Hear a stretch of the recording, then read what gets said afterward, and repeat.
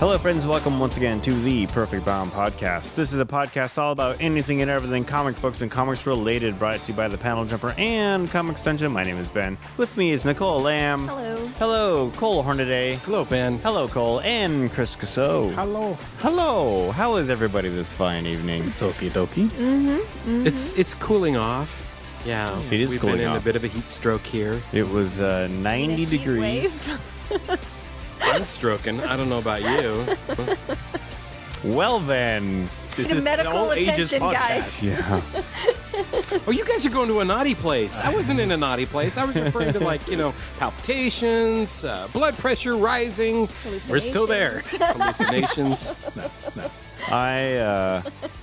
It's my place does not have air conditioning, and so I have learned to sleep with the constant high volume whir of a window fan. Yep. And every once in a while the oscillating one hits me, and so it's but you know what, we went through such a long, cold, dark winter here in Seattle that I'm like, I'll deal with a little bit of heat. Stop there. Stop there. Give me eternal darkness. Well, the heat has certainly worn out its welcome. And you know who else has worn out their welcome? According to some readers on certain online message boards, so the Joker, because the Joker is in everything.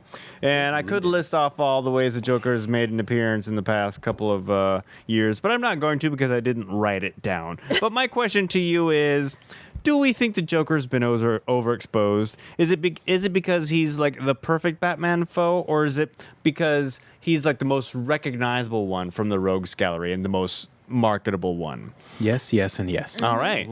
So good. He's always been overexposed, and there was a period where you could tell they kind of gave him like 4 to 5 month vacations. Yeah. And that way it would be a big deal when he came back, because ideally fans would be salivating. And that formula does work because people are salivating for the Fantastic Four.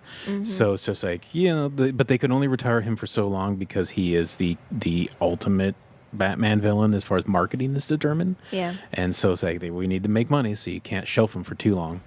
But they did shelf him for a while when they ripped his face off. Jeez.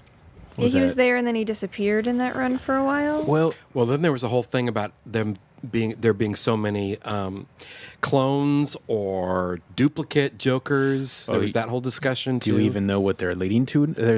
I read the Road to Metal. There's 3 Jokers. Oh, I see. There's a subplot that they introduced. Can I just say how pathetic that is? And there's going to be a whole series coming out called The 3 Jokers.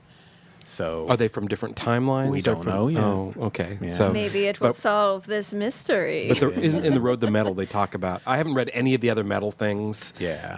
It is mentioned in there briefly, and then it's mentioned a couple more times at the end of the event. Okay. But it was mentioned at the beginning of Rebirth, I think. So it's been like 2 years that we've been like, there's going to be lots of Jokers. So it's just something we got to sit through, But like when New 52 launched, he briefly appeared, got his face ripped off, and then disappeared for roughly a year or so. So you get these little breaks. Yeah. So. Yeah. If we were to pick another villain out of the Rogues Gallery to take up the Joker's mantle, like who do we want to see as Batman's primary foe these days? Chris, it looks like you have an answer. Let go first. Cole. Well, I've always, for years, I thought the Riddler was a lame villain, but in the hands of a good writer, the Riddler can be a fascinating bad guy because he at least creates scenarios and wordplay. And I made the mistake of reading, was it Earth 2, the Earth 2 Batman story that... that Jeff Johns did? No, it was Straczynski and... That was Superman. Straczynski did Superman. The Batman Earth 2 with... Gary Frank? Yes. That was Jeff Johns. Was it? Was Jeff Okay, Johns, I can remember the right. Anyway, but that was the Riddler, and that was the foil, and it wasn't the strongest story, but at least there were. He was very flawed. He was not particularly strong villain, but there was wordplay in it, and you could tell he was actually struggling to compete with Batman's intellect. So maybe that's not a really good example. But there have been past examples where it's like, yeah, in the hands of a good writer, the Riddler can actually be threatening and kind of creepy.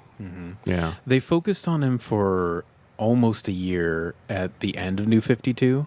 He became the core villain for a while, and then Tom King just did a long story called like The War of Jokes and Riddles. Okay. So he got a big spotlight in that. All right. For me, I would want somebody out of left field, and I would like them to introduce the Phantasm into comic continuity. And if you don't remember the Mask of the Phantasm cartoon, and that's a character that they've never bothered to introduce in the comics. They introduced her into the final episodes of the Justice League cartoon, and to a very good result. So it's like that's a unique character that no one's been using. So I would like to do that instead, you know? All right. Are there And maybe she can unbreak Batman's heart. are there any other characters, not just in Batman, but just in comics in general, that you just want to see go on extended hiatus? I was really trying to think of that. And for me, it's always the X-Men. Yeah. Like, put them in a box for 3 years. Yeah. And then we'll be salivating for the return, and you have it a marketing success. Yeah, because I think Chris's point about, letting the Fantastic Four retire, regardless of whether, they went off the radar because of the movies and competing with the Fox Sony competing with the DCU, or excuse me, with the MCU. But now I'm actually excited about the return of the Fantastic Four for a number of reasons. And the X-Men used to be my jam, and I'm sick. I became sick to death of them like 10 years ago. I don't think I picked up a new X-Men comic book in years. So Marvel is reporting that pre-orders for Fantastic Four #1 are over 400,000 copies. Yeah, that's great. So it's record-breaking numbers. Wow. And that's what happens. You take a book that probably was never going to achieve those numbers ever again, and you put them away for a couple years, and then people get mad at you for doing that, and then you relaunch them, and no matter what, people are going to be like, it's important, they're back. However, with So- the Fantastic Four, they never saturated the stands, but X-Men saturated the stands, which is why I gave up on them. So 10-year hiatus. Okay. 10 years. I mean, I support all of this.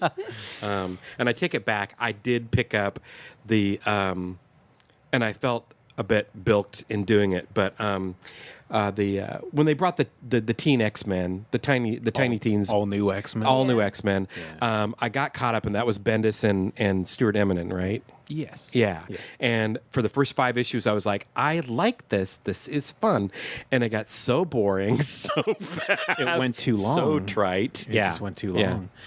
Yeah, the Wolverine technically has been gone for 2 to 3 years now, except he's not been gone because they replace him with Old Man Logan. It's just like, it's still a Logan. It's not the same. And well, it's still too much of the same, though. If you actually got rid of any Claw people for at least those 2-3 years, we care about his return. He's returning, and nobody cares right now because they've oversaturated his return. Yep. He's got 5 ongoing or 5 miniseries about him returning right now. And it's just like, it's still too much. Not the same in that's not a real hiatus. Yeah. That's what I Right. meant. Yeah. And Laura took up the mantle of Wolverine, which is Right. actually a really good series, the all-new Wolverine series I started reading. But yeah, then they brought some like alternate timeline Wolverine son or something like that. Yeah, He's there too. Yeah. Yeah. So many Claw people are running around. They're like, Yeah. so nobody's gone. Claw Force. They did that basically. So what they did, like Hunt of Wolverine with the 4-issue 4 limited series. Every week you get an issue. And Yep. then now they're doing Return of Wolverine. Yep.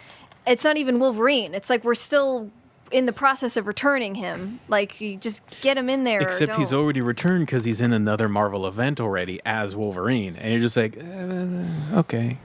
Claw Force. Claw Force. Clawful. Spider Clawful. Clawful. He's a spider. It's Clawful. Clawful. High five.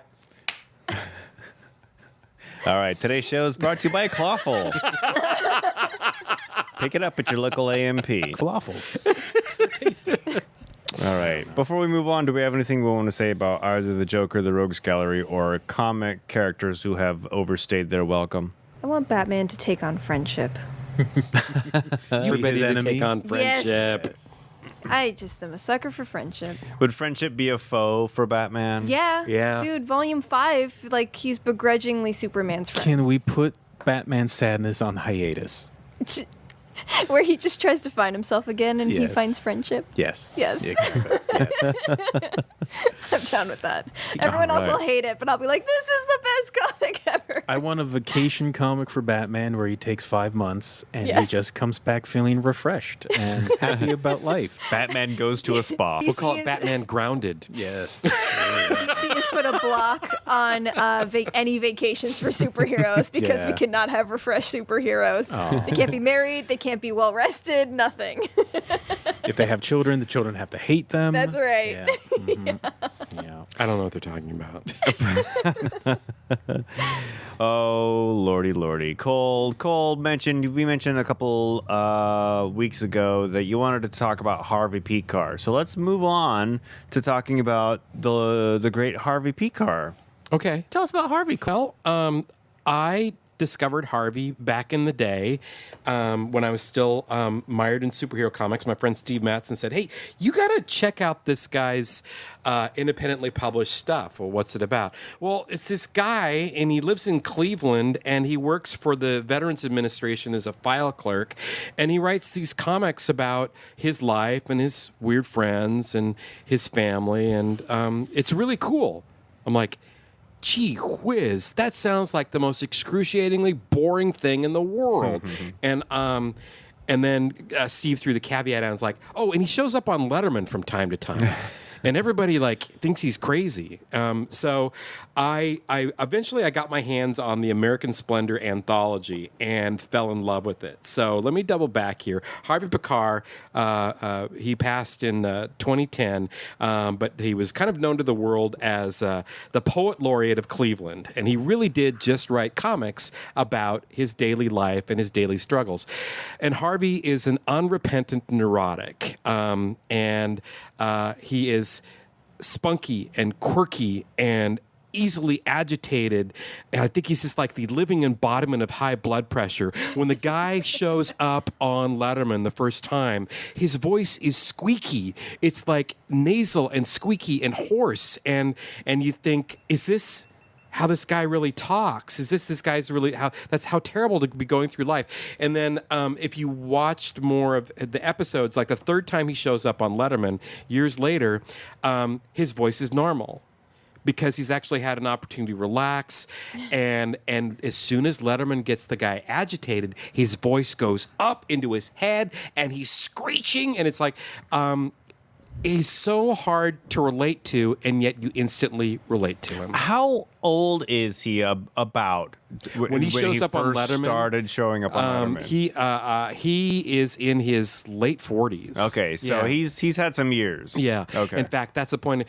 When he shows up on Letterman between like I'm going to say 1986. Wait, I wrote it down. Yeah, 86 to 94, and a very kind person actually cobbled all of the appearances together on YouTube, and I don't think watching them is a good indication of who Harvey was as a person, and definitely not who he was as a creator, because they never freaking talk about his comics. I mean, basically, he just looks like a money-grubbing mouthpiece for his own work, and it's just these agitated conversations that are circular.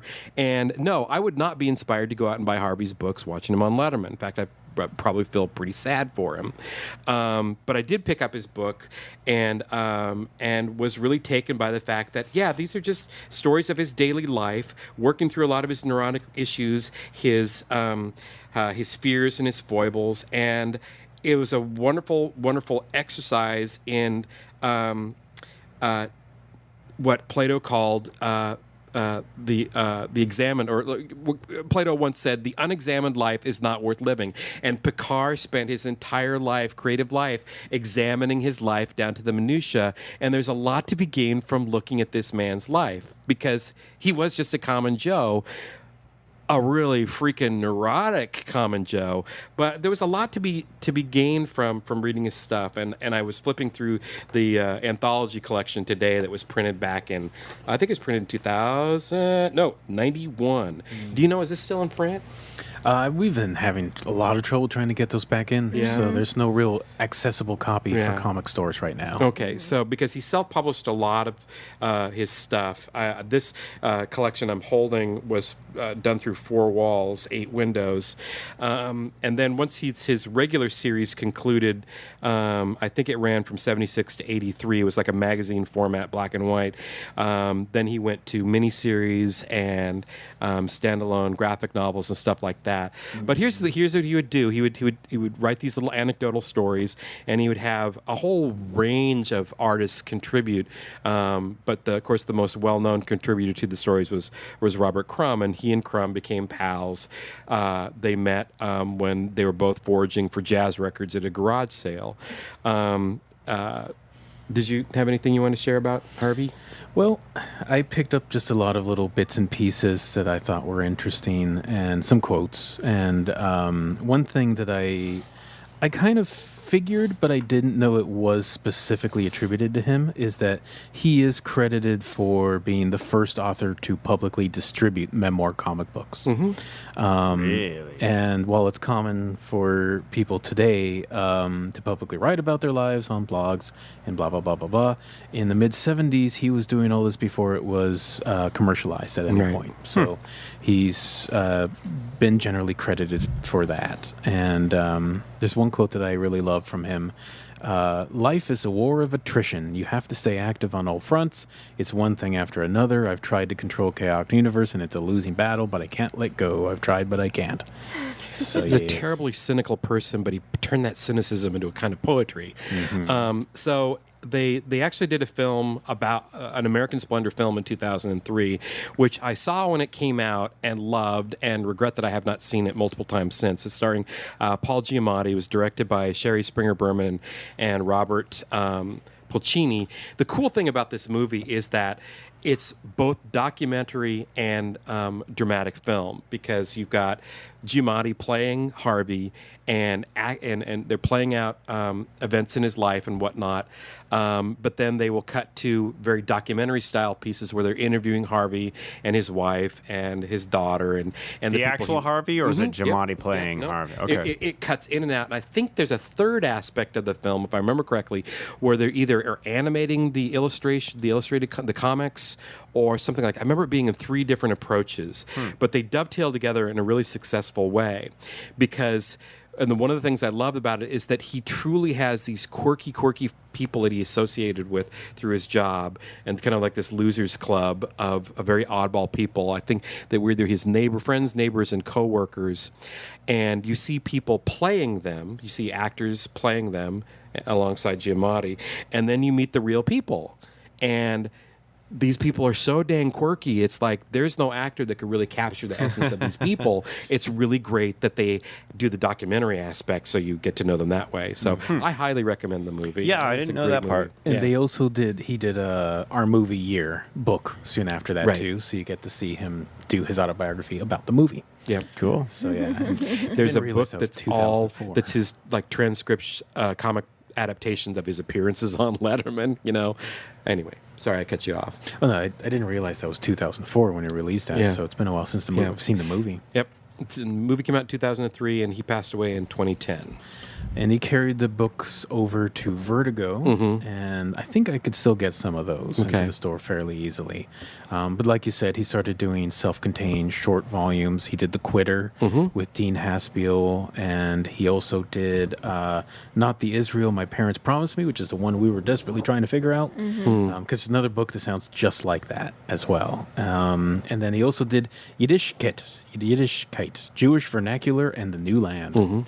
So he stayed pretty busy up until 2012, or no, later publications in 2012. Sorry, died in 2010. 2009, he apparently worked on Studs Terkel's Working. So I don't remember that one. I don't know what he'd have to. working. It was a novel turned into, or a documentary book turned into a stage play, turned into a musical. But I think video game, back into a comic book. But if I remember correctly, it was an evolving property because it's basically monologues about people in their work environments. So, and I think that they were always evolving it, so they were telling new stories about working. Okay. So that might have been what he was doing. I have to check that out. But yeah, if you can find his stuff, I hesitate to say it's an acquired taste, but he definitely grows on you. Yeah. I loved reading this collection. I sadly have not read any of his other books, and I'm going to remedy that. All right. Cool. Well, I think we all feel a little closer to Harvey Pekar right now. Thank you, Cole. You're welcome. Let's move on to book report, everybody. And actually, Cole, let's start with you. What do you want to tell us about? I don't know if I was ready. Okay, well, Get ready, sir. Gosh darn it! You know me, I need prep time. So I read the first issue of Captain America #1, and this one's kind of a big deal because Ta-Nehisi Coates is taking over the storytelling reins of Captain America, and it's drawn by Lionel Francis Yu, and I thoroughly enjoyed it, and I'm going to keep reading it. I didn't know what was it starts in the middle of a lot of action, but at least but what I appreciate is that it starts on the conclusion of the Secret Empire stories, and there's a lot of there seriously is a lot of action happening from the get-go. So you kind of have to pick up the pieces as you go along. I actually followed the Secret Empire story. Am I getting that right? Is it Secret Empire? Yeah. Yeah. Okay. Yep. Yeah, I actually read those stories, so I have some working familiarity with what's happening. But I haven't read a Captain America title for a long, long time. And Coates is doing what he did with Black Panther, which is, you're gonna have to run to catch up with me because I'm picking up threads that were other writers left, and we'll learn as we go. And that's what I felt was happening with this Captain America comic is that you're going to learn as you go. And we're going to pick up the thing in the universe around us, and it's going to be done through Coates' particular take on the universe and his viewpoint. I want this to be a political comic book. I want this to address some issues. I'm not quite sure what I wanted to address, but I wanted to challenge the mentality that we are experiencing right now in this country, and I think it's going to be happening, so I was very happy with that. Because I believe in the metaphorical, the value of the metaphorical storytelling of comics, and I don't know if comics can be a healing thing, but I do think that they can be a platform for a lot of healthy discussion and discovery. So, beautiful cover by Mr. Alex Ross, of course. So yeah, I really enjoyed it. I'll keep reading it. Cool. All right. Captain America #1. Thank you, Cole. Nicole, what do you want to tell us about this week? So I'm very excited to bring to the table a truly gay manga. I know nobody's actually been waiting for this except me and a couple other people. Go for it. Nakamura is by Syundei. Syundei? Syundei. I'm sure I've butchered that. And it is about Nakamura, who is a gay boy in high school who has a crush on this very pretty boy, fun-loving guy. And Nakamura is just a weirdo. Like, he's just so nervous. He likes octopus like a lot, like as pets. And so he in class one day he just immediately picks up an octopus, and I went right to the fantasy part, which was kind of naughty. But does he have an octo fetish? He doesn't have a fetish. It's actually a pretty cephalopetish. It's a pretty innocent comic. Oh. But he's just like such a weirdo, like kind of coming off of this neurotic weirdo thing. Like he gets really in his head about talking to this guy, and he freaks out every time, and then he freaks out about what actually happened. So like he'll drop something and he's like, oh, I'll go pick this thing up. But then instead he steps on it. And it's just like the thing where you just get really in your head. Mm-hmm. But it's very, very endearing. And the reason why I say finally it's a gay comic is because a lot of stuff is like girls love or boys love. And it always has this like heteronormative gaze of like this is taboo, or maybe we will go find husbands later or something. Let's objectify him a little bit. Yeah, definitely for boys' love. There's definitely a lot of objectification and just like they're cute and maybe they kiss, but it's not really like a true to life gay coming of age story. And I feel like Go For It Nakamura is. So I've given it to only one person, but if I could cast a wider net, I would. It's like already not really super available through our comic distribution, but you can get it through 7 Seas, and I think a lot of people do digital now too. Like 7 Seas is probably digital. It's very slice of life, just following Nakamura and his neurotic tendencies, and it's very sweet. So I would highly recommend picking up Go For It Nakamura, especially if you're looking for gay manga, like true gay manga, like Cool. I've been looking for. Alrighty. And Cole, you can keep your octopus jokes and say them on our Cephala podcast. All right, moving on. Chris Casso, what do you want to tell us I don't know, I about? could follow that. So I read the first issue of The Life of Captain Marvel, the most current in a long run of Captain Marvel relaunches, because they just can't seem to keep them going that long. And this is only 6 issues, so hey, there you go. So precursor, Scott read this. He has no exposure to the character. He thought it was really good and a good introduction, so keep that in mind. I don't like Carol. I never have, and I don't think I ever will, unless the movies do something interesting with her. I have a lot of reasons for not liking her, but most of the time she's a jerk. And the writing in this is well done, and it does introduce you to her family background, which is good if you want to learn more about that. There's some really good art. It's got Carlos Pacheco and is that Savage? I think it's Savage. There's no credits. I'm going to say it's Savage. And but like Civil War II happened, and that was because she got like totally into Minority Report, and it was all about like being a hole, and she punched Iron Man into a coma, and he's here, and they're like besties, and I hate that because why do you guys like each other now? And so I don't care for her. It's well done. It's just not for you. It's just If I not had for to me. say one nice thing about it. Yeah. If you want to know more about Carol going into her soon upcoming movie appearances, this is probably a really good jump point. And because otherwise you kind of have to hunt down a bunch of different miniseries or previous runs. There we go. The Marguerite Sauvage. Haha, got it right. It's written by Margaret Stahl, who is a young YA novelist, I think. I'm not entirely sure. I'm not sure either. So yeah, it's $4.99. It's pretty expensive for a quick read for me.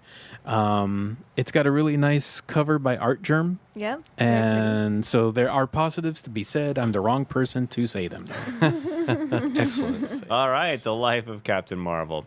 Thank you, Chris. Well, that is Book Report, and coming up is quiz time. But before we go, I want to tell you that the Perfect Bound podcast is brought to you by The Panel Jumper. See everything Cole Hornaday and I do at thepaneljumper.com, where you can see the latest episode of The Panel Jumper, episode 7, Jack Kirby and the Lord of Light, as well as Comics Dungeon here at 319 Northeast 45th Street in beautiful downtown Wallingford, or 24 hours a day, 7 days a week at comicsdungeon.com. Subscribe to the podcast on iTunes or however you get your podcasts at perfectboundpodcast.com. Send us an email, perfectboundpodcast@gmail.com. And now, friends, get your quiz hats on. It's quiz time. This week, our questions come to us from Mr. Cole Hornaday. Lay it on us.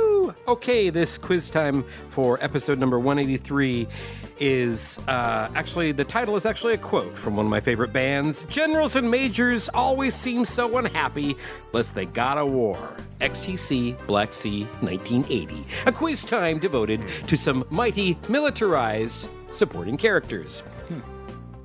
Number 1. I'm just so proud of myself right now, you guys. Originally assigned to command Desert Base, New Mexico, where Dr. Bruce Banner's gamma ray experiments were carried out, this domineering windbag would ultimately become so obsessed with destroying the Jade Giant, he became a red version of that which he hated most. General Ross. Yeah. That's right. General Thaddeus Thunderbolt Ross was created by Stan Lee and Jack Kirby and first appeared in Incredible Hulk #1. Red Hulk who he became at one point, was created by Jeff Webb and Ed McGuinness and first appeared in The Hulk #1 in 2008.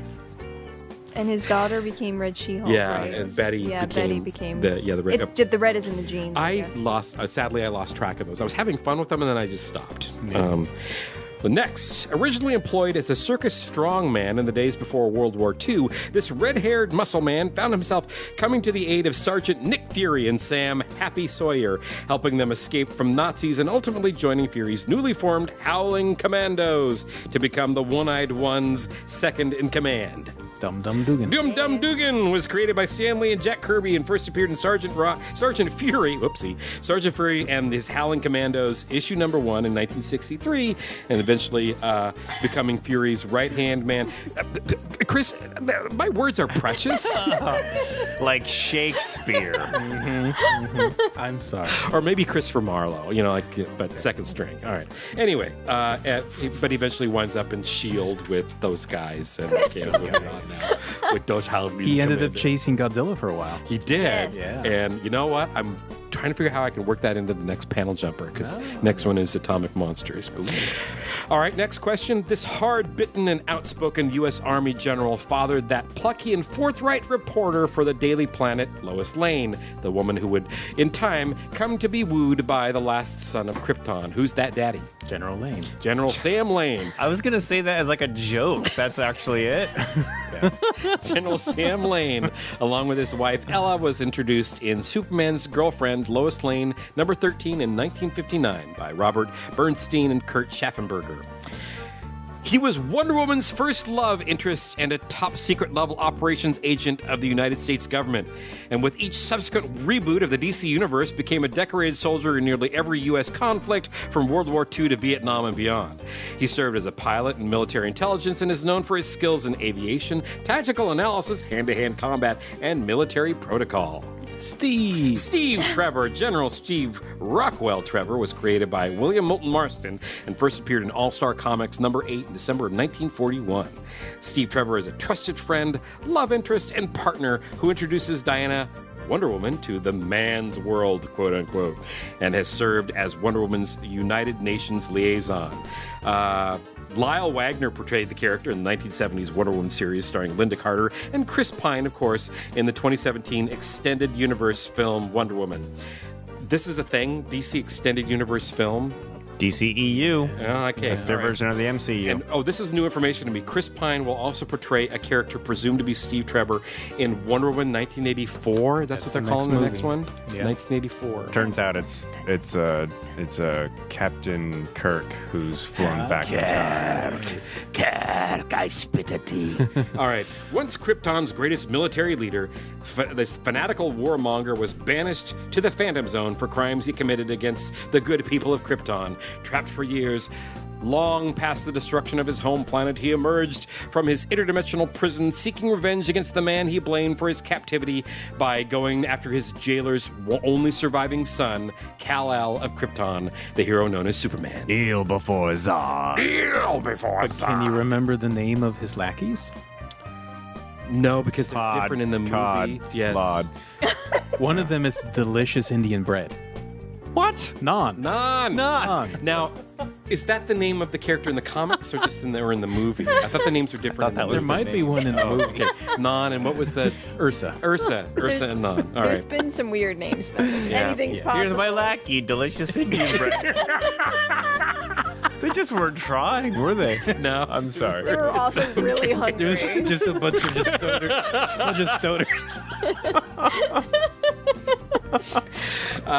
yeah. We gotta make the Superman. Sorry. We gotta make the Superman movie. I'm gonna finish this, you guys. I really am. Keep All going, right. keep going. Drew We're Zod almost was there. Created by George Papp and Robert Bernstein. First appeared in Adventure Comics number 283 in 1961, and that is my quiz time. Thank you so much. Well, thank you, Cole. Thank you all for listening. Thank you to Webster Polk, who's been videotaping us this time. We'll see that on the internets, and we will see you next week.